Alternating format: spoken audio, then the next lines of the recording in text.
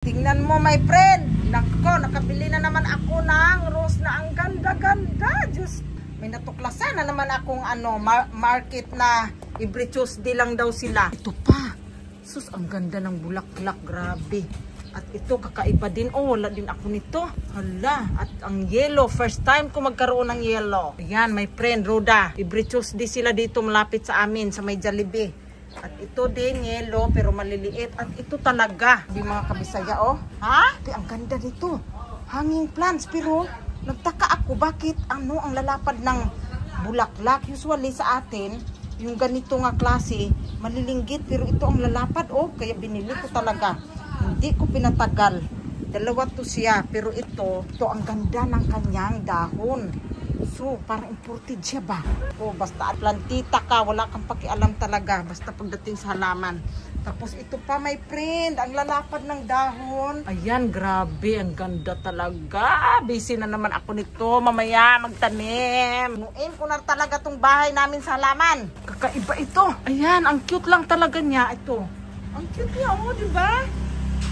Ayan, ang cute. At saka ito, pink. Grabe na, my friend, talagang grabe, napuno na talaga. Sus, ginoo ko. Ay, hembot na lang pang Bisaya, mahilig magtanom, plantita. Di pa nga ako nakapasok sa loob. So, doon ko na naman to itanim sa, kasi dito, puno na. Ito siya, malaki talaga to. Finally, nagkaroon ako ng yellow. Sa Bagyo ko lang to nakikita na may yellow. Ayan, nakatagpo na ako ng yellow. So, ito, puno na siya dito. Ayan, puno na ng mga rose.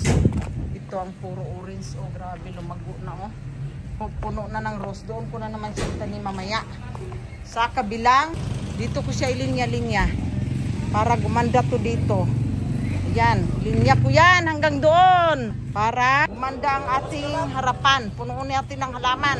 Para maraming madidiligan na naman si Atoy. Dagdag dilig na naman. Diretso dyan sa dulo. Punuin natin yan ng rose. Imbis ibang halaman ang pupuntahan, iba na tuloy ang nabili. Kaloka. Ano ba, ere? Wala na dyan? Wala po, nabuha ko na po natin. Ano, yung fertilizer? Ay, naman. Ha? Sana kayo? Papagawa na sila yun ba?